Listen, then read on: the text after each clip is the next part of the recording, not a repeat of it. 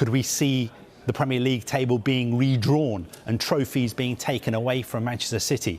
If that were to happen, that would be wild. That would be the most unprecedented thing to happen in English football.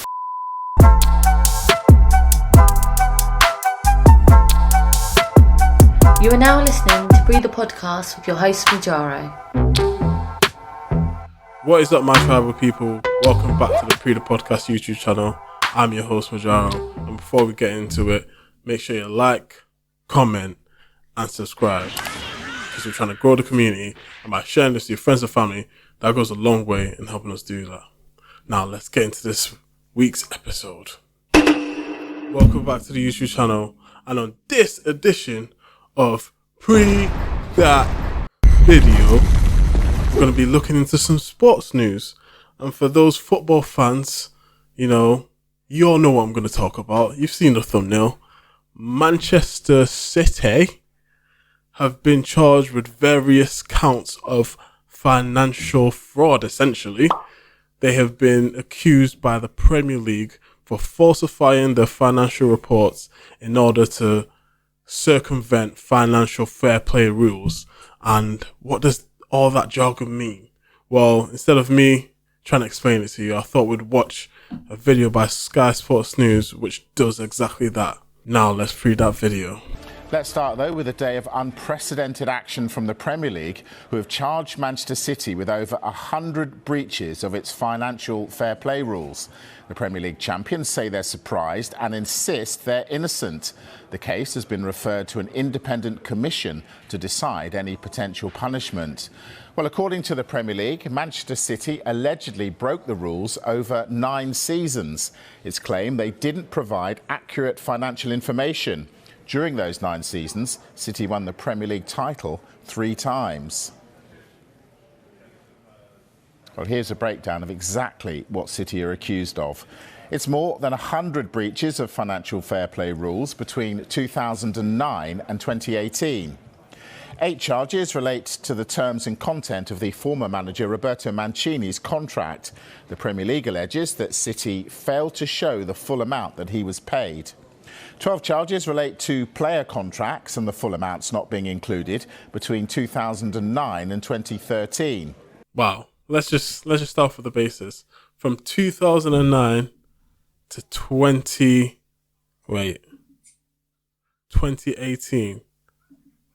That's 9 years. So for 9 years, they've been financially doping. They've been stating incorrect information in regards to player contracts, manager contracts, probably falsifying advertising revenue from sponsored brands. Yeah, there's a whole 100 counts. That's mad. 100 counts of felony. That's mad. Financial fair play regulations. The Premier League has similar rules governing what clubs can spend, and they've charged City with 25 breaches of those rules between 2015 and 2018. The final 30 charges go from 2018 right up to the current season and allege that by failing to supply documents in good faith, i.e. accurately and on time, City didn't cooperate with or assist the league in its investigation. How did we get here? Good question. It started off with a Portuguese hacker called Rui Pinto, who hacked into the emails of some of the biggest clubs in Europe and also some of the biggest football agents. The information that he stole, he gave to a German magazine called Der Spiegel. They did a series of articles called Football Leaks Investigations. And once these investigations were read and digested, a lot of people said, come on, look at all this evidence. UEFA has to do something. UEFA has to charge Man City with breaking their financial fair play rules. That is what UEFA did. Basically, Man City were found guilty. Then they went to the Court of Arbitration for Sport. They partially overturned some of UEFA's decisions, which meant, for instance, they were supposed to be banned from European competition for 2 seasons. That was overturned, but they were still fined 10 million euros, down from 30 million euros. Wow. Right. That's a lot. There's a lot to cover there. So For those who don't know, Manchester City were taken over in the late 2000s. At the time, it was a controversial takeover because there's supposed to be a division between state and individual investors from a specific country. However, in the Middle East, in region, Dubai, it was kind of people questioning whether it's state funded or an individually backed investor.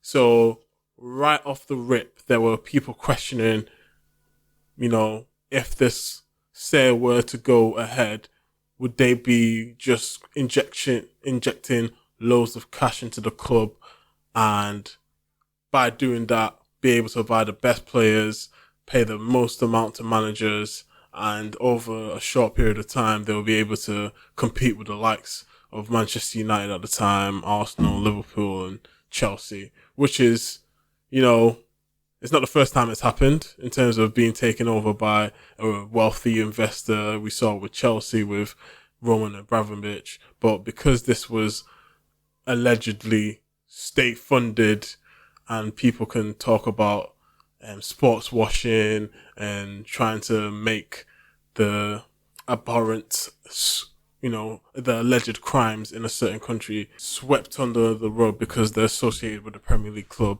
Those were the reasons why people were saying this shouldn't go through. This is sports washing. They're going to ruin the game. They're going to make it unfair for teams to compete and stuff like that. So right off the inception of this takeover, people were already afraid of this. And in the first couple of years, that's exactly what they did. They bought loads of players, spent an exorbitant amount of money, and it was because of them that the financial fair play rules were basically put into place, because they saw how Manchester City's owners were able to just pump loads of money into the system and get ahead because they're just paying. It's basically saying pay to win. These rules came into place, and ever since they've been trying their most to break those rules or try and circumvent them in any way, shape or form. And this would not come to light if it wasn't for a hacker. Some, sports fan probably, or sports journalist, I don't know who he is, but he thought it, he took it upon himself to hack into the system, hack into the matrix, and release these documents and correspondence between football clubs to shed a light on these alleged shady doings. So Manchester City have been fighting these allegations since the beginning of time for this regime. So it's all coming to head again, because UEFA said they were doing the same thing, but yeah, they got off on a technicality. The Premier League appears to be taking on one of the biggest, most powerful clubs, if not the biggest and the most powerful club in the Premier League at the moment. As you said, this is unprecedented. Why only Manchester City? Well, why only Manchester City? That is the evidence that's been presented to the Premier League. The Premier League would tell you that they have strict financial fair play rules, and if any other clubs break those rules, if they receive evidence that seems to show that they're breaking those rules, then the Premier League would take action against them as well. As far as UEFA is concerned, it hasn't just been Manchester City.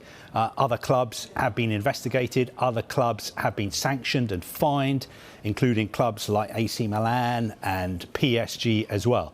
So it hasn't just been Manchester City. Now, City have been faced with these questions before. The City chairman, Khaldoon Al-Mubarak, has spoken out against financial fair play concerns in the past. Actually, in an interview in 2019, he insisted that if the process is based solely on fact, City will prevail. We are dealing with each one of these entities as per the process. We have clear answers. I believe quite comfortably, if the process is going to be judged on facts, then unquestionably we will prevail. If it's not about facts and it's about other things, then it's a different conversation. Wow, those are some bold statements by the chair. Those are some bold statements, and if he's that bold, he must, like, don't get it twisted. These people have the best lawyers, or can get the best lawyers to argue the defense. So just because they've been quote unquote charged doesn't mean that this is the end of Manchester City. This is the end of, their regime and their dominance or chokehold over the Premier League in the past decade. Like, this has been their decade. They've won, I think, 5 of the past 6 Premier League titles they've won. So, like, if they have allegedly cheated, this is a big stain on their history, on the Premier League itself. So for the Premier League to be going this far with it and basically saying, because don't get it twisted, the Premier League doesn't want to do this. If everything was fine, the Premier League would not even be bringing this. But they must believe that there's something up and something fishy been going up in those city streets. So we just have to wait and see. Manchester City had this to say. Manchester City FC is surprised by the issuing of these alleged breaches of the Premier League rules, particularly given the extensive engagement and vast amount of detailed materials that the EPL has been provided with. The club welcomes the review of this matter by an independent commission to impartially consider the comprehensive body of irrefutable evidence that exists in support of its position. As such, we look forward to this matter being put to rest once and for all. Where the anger comes from, there's a couple of points to raise here. First of all, the timing, we understand, has been noted by those behind the scenes. In relation, that is, to the soon-to-be-released white paper on football governance and the prospect of an independent regulator coming into the sport. City believe in many ways they're being used as an example of the Premier League being able to keep its own house in order. On top of that, there's also unhappiness over allegations that over the way the news was delivered to Manchester City today. They believe that journalists were briefed before they were given the information, and also it's claimed that the news was delivered to Manchester City in a telephone call to their CEO, Ferran Soriano. And while that telephone call was taking place, that was when the news was made public. What Manchester City do welcome is the fact that there's no time bar. Carvey mentioned the process that they went through as regards UEFA and the Court of Arbitration for Sport. That could only go back 5 years. The fact that this goes back to 2009, then Manchester City welcome the opportunity to prove their innocence across that timescale.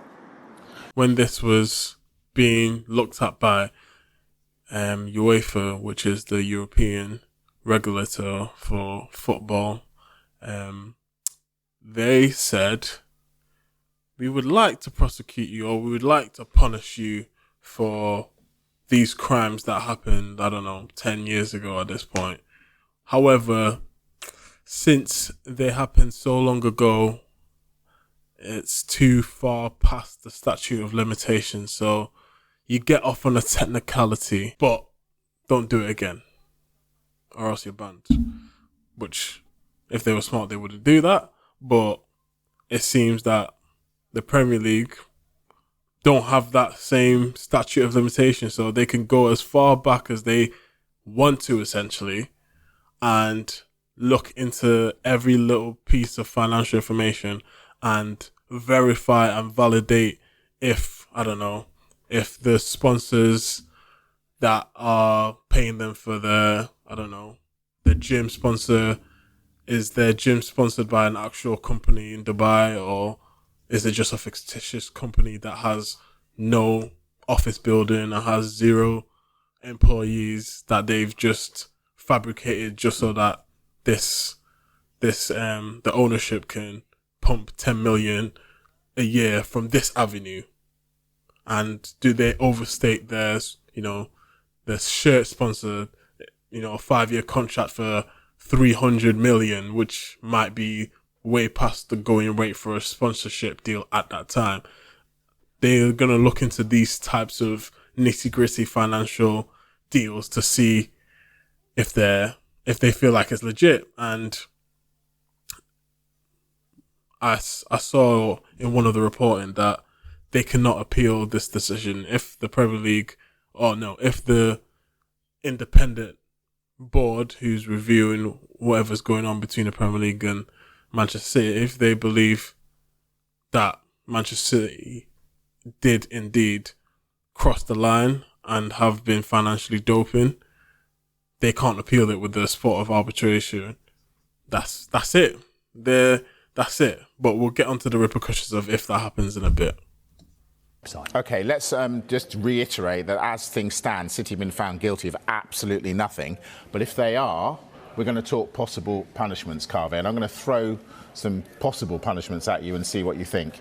Could City be fined? In the past, clubs have been fined for breaking financial fair play rules, both here and abroad. Queen's Park Rangers fined £50 million. They've had to pay nearly all that fine. It's affected them to this day, had a massive effect on the way the club is run. Would a financial penalty, if City were found guilty, really hurt them, or would it just be a slap on the wrist? A lot of people would say that Manchester City's owners are so rich that a fine of 10, 20, 30, 40, 50 million pounds wouldn't really have that much of an effect on them. Exactly. These guys, their money is so long, even £100 million fine won't break the bank.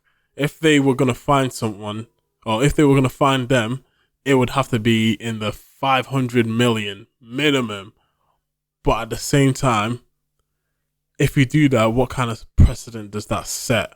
It sets a high one in terms of if you do this, you will get, put to the sword. However, does a small club who might be doing the same thing but on a way smaller scale deserve a £500 million fine just because Manchester City did that thing on a large scale? So that's where the financial penalties might not be as effective or, convey the same point that they would like. But some of the other stuff that they're going to discuss is something that would deter people from doing this type of stuff in the future with their clubs. Okay, points deduction. Again, we've seen points deductions be applied, especially in the EFL. It has happened on numerous occasions. I've seen people saying today, if there were points deductions, would they be historic points deductions? Would they go back, for instance, to 2009? Could we see the Premier League table being redrawn and trophies being taken away from Manchester City? If that were to happen, that would be wild. That would be the most unprecedented thing to happen in English football. I know it's happened in Italy with Juventus and I believe AC Milan in regards to fixing matches and paying off referees. Their trophies were basically scrapped. This has happened for so long and it's embedded in the history of the Premier League. Like all those memorable City moments like the Aguero goal, that's basically tarnished for life. You got players who have appearances for Manchester City and have won titles with Manchester City for most of their careers, and that's where they made their name, like David Silva, Vincent Kompany, Raheem Sterling to a lesser degree. All these players that left other clubs to come to Manchester City to win stuff now would have all their winning medals stripped away and all the titles stripped away, which is peak because they didn't ask to be involved in this. They didn't know what was doing this. They didn't know what was happening in the head office of Manchester City. They didn't know that they were cooking the books. And obviously you got Pep Guardiola in the middle of all this. The amount of questions he's going to be asked, or do you think, this is right that your club is being, targeted? Do you believe you're innocent? All these extra questions that he's going to have to face because of the ownership allegedly doing all these financial fixes. It's going to be stressful for him. He's already stressed. His team already isn't performing to the high expectation that he wants. So to have this on top, to potentially have half his career be ripped away from him because of this scandal, yeah, it would stress any man out. I mean, if he wasn't bald already, he would definitely be bald after this. Again, I don't have a crystal ball, but in the past, especially in England, that has not happened. There has been a real reluctance to get involved with changing results and changing league tables from the past. So if there was to be a points deduction, I think it would be much more likely to be applied in the season where the decision was made that Manchester City were guilty of breaking these rules. OK, could they be expelled from the league? Again, it's a possibility. If you look at the various options that the independent commission has, they can recommend to the Premier League board that a club are expelled from the league. If that was to happen, basically Manchester City would be relegated. Again, I think that is one of the worst case scenarios. I think it would be a very, very difficult decision for the Premier League board to take, to relegate one of their richest, more powerful members. But again, if you look at the rule book, it's on there. The independent commission have the power to recommend expulsion to the Premier League board. So for a fraud on this level to have happened for so long, and you're telling me the worst case scenario is expulsion from the league after it's been going on for 10 plus years, allegedly, and the worst case scenario is that that's not the best case scenario. Like, what is it? It feels like we're in a massive grey area of, if you do this, it could be a tap on the wrist of a £50 million fine, or complete expulsion from the league and competitions. Like, if they're expelled from the Premier League, they're basically expelled from the UEFA Champions League as well. So what's going to happen? It's very... Well, in my opinion, I feel like it's either going to take forever to come to a conclusion because it's going to be a massive back and forth between the Premier League and Manchester City. They're going to have lawyers involved, and potentially they could sue the Premier League, X, Y, and Z. Yeah, I don't know. It could go a long way. One more for you. Could City suffer a transfer ban? Again, that is possible. The Football Leaks investigation, the material that was published in Der Spiegel seemed to suggest that Manchester City had broken rules about approaching young players, something that Manchester City have denied.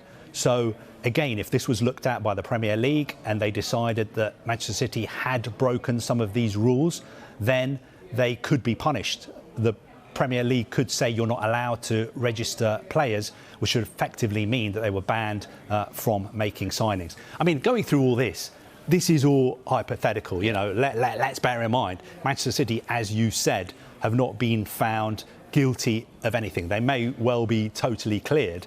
We're just going through the possible outcomes if they are found guilty according to the Premier League's own rulebook. How significant is it that there's no appeal process?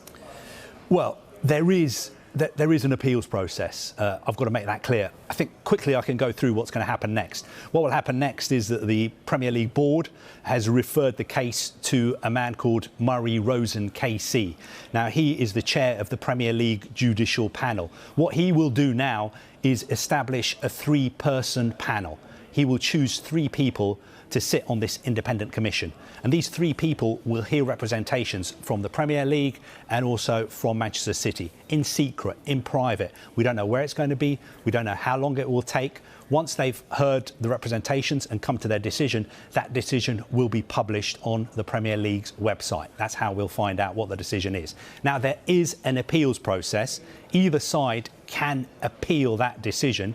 In that case, what would happen is Murray Rosen KC, again, he would get to work. He would establish a new 3-person panel made up of 3 different people, and they would hear the appeal. And once they'd heard the appeal, again, their decision would be published on the Premier League's website. Okay. What City would not be able to do, which is what they did in the UEFA case, is they went to the Court of Arbitration for Sport. They would not be able to do that. Okay.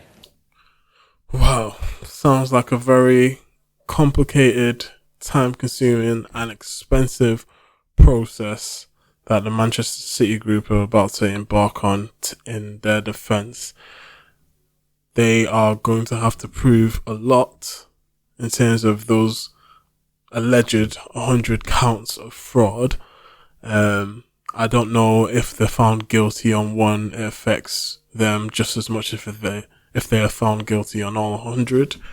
But definitely the biggest sports news this year. I know it was only February 2023, but this is massive, absolutely massive, and can derail a whole Premier League season for almost everybody, because all eyes are on Manchester City and their fans at the moment. You got fans defending them regardless of what the evidence is against them or what evidence they've got to defend themselves with, which is only rightfully so. But just the fact that they can't fill their, 60,000 seat stadium with their own home fans, they can't fill that up on a regular basis. Yet I'm supposed to believe that they're turning over more revenue than Manchester United, Real Madrid and Barcelona. It just doesn't make sense. It just doesn't add up. But who am I? I'm just some random Manchester United fan on the internet, eh? But thank you guys for listening. Watch this space and I'll see you guys on the next one. Peace. Oh yeah, we got a new episode of the podcast coming out this weekend with man like Dale. Shout out to Dale. Thanks for coming through. It's going to be out on Friday with the visuals coming out on Saturday. So stay tuned for that. We talk about some really interesting topics and we'll see you guys then. Peace. I be killing all my foes, even though I got it all on my own. Success sweet, yeah,